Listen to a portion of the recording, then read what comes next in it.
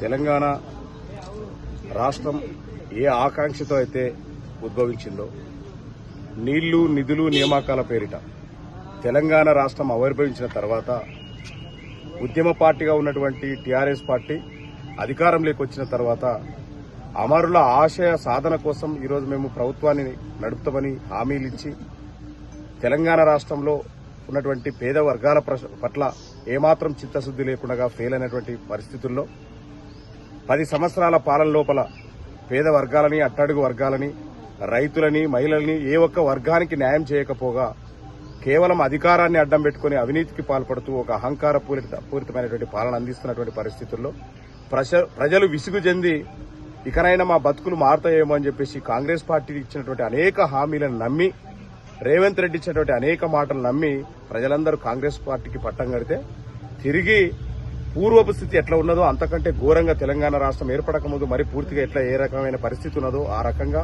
ఈరోజు సమాజాన్ని తెలంగాణ రాష్ట్రాన్ని ఎట్టేసిన పరిస్థితి, ఇచ్చిన హామీలు నెరవేర్చలేని పరిస్థితి.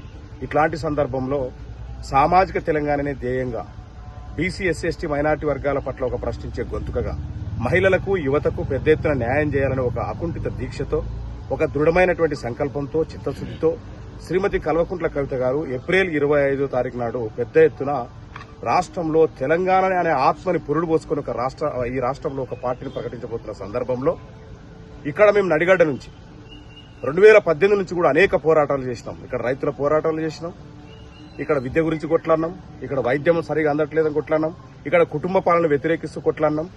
గతంలో మన జరిగినటువంటి ఎన్నికల్లో మీ అందరికీ తెలిసిన విషయం 2023 ఎన్నికల్లో మేము పోటీ చేస్తే ప్రజలు రైతులు మాకు పెద్ద ఎత్తున ఓట్లేసే అభిమానాన్ని ఒక వ్యక్తిగతంగా కూడా ఈరోజు ఏమంటే ఎట్లాంటి పార్టీ లేకుండా ఇండిపెండెంట్ కూడా పెద్ద ఎత్తున మాకు మద్దతు నిలవడం జరిగింది. ఈ ప్రాంతంలో ఒక వాదాన్ని వినిపిస్తూ, ఈ ప్రాంతంలో ఎస్సీ బీసీ మైనార్టీ వర్గాల ఒక గొంతును వినిపిస్తూ, ఒక బహుజన వాదాన్ని వినిపిస్తూ మొదటి నుంచి ఇక్కడ నిలబడినటువంటి పరిస్థితి. ఇక్కడ సీడిపత్తి రైతుల గురించి కొట్లాడినాం.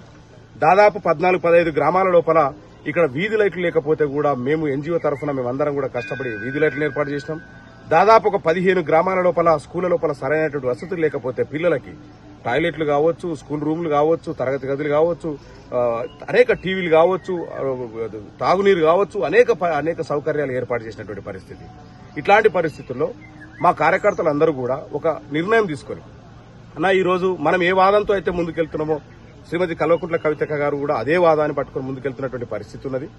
రాబోయే రోజుల్లో తెలంగాణ తరఫున గట్టిగా కొట్లాడే పరిస్థితి కనిపిస్తా ఉన్నది. కాబట్టి మనం అందరం కూడా తెలంగాణ ఈరోజు ఏదైతే జాగృతి పార్టీ తర్వాత మనకు ఏదైతే పార్టీగా ఏర్పడుతున్నటువంటి పరిస్థితి ఉన్నదో త్వరలోపల పార్టీ ఏర్పడతా ఉన్నది. కాబట్టి 25వ తారీఖు నాడు ఆ పార్టీలో మనం అందరం కూడా చేరాలంటే ముందుగానే మనం అక్కతో కలిసి పనిచేద్దామని మేమందరం కలిసి తీసుకున్నటువంటి నిర్ణయం మేరకు నడిగడ్డ హక్కుల పోరాట సమితి తరఫున మేమందరం ఒక నిర్ణయం తీసుకుని అక్క దగ్గరికి ఆ విషయాలన్నింటినీ కూడా తీసుకెళ్లిన తర్వాత ఖచ్చితంగా మీ జిల్లాలో ఉన్నటువంటి సమస్యలని నాకు తెలుసు.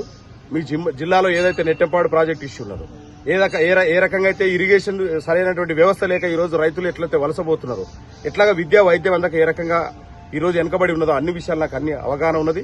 ఖచ్చితంగా మీ యొక్క అంశాలను మేము పరిగణలోకి తీసుకుంటామనేటువంటి అన్న మాట ప్రకారం మేము ఒక నమ్మకంతో ఒక దృఢ సంకల్పంతో ఖచ్చితంగా మేము ఈ జిల్లాలో పడుతున్నటువంటి గోసను అక్క పట్టించుకుని రాబోయే రోజుల్లో తన పార్టీ ద్వారా ఈ ప్రజలకు న్యాయం చేస్తుందని చెప్పేసి ఈ రోజు మేము తెలంగాణ జాగృతిలో చేరడానికి నడిగడ్డ హక్కుల పోరాట సమితి ముఖ్య నాయకులందరం కలిసి హైదరాబాద్కి దాదాపు 150 వెహికల్స్ లోపల ముఖ్య నాయకులందరూ కూడా కలిసి బయలుదేరి ఈ రోజు 10:30-11 గంటల కల్లా మేము అక్కడ అక్క సమక్షంలో పార్టీలో చేరబోతున్నాం. రేపు 25వ తారీఖు నాడు ఏర్పడేటువంటి పార్టీలో పెద్ద ఎత్తున దాంట్లో భాగస్వాములు కావాలని ముందుగానే మేము ఈరోజు పార్టీలో ఈరోజు జాగృతిలో చేరుతా ఉన్నాం.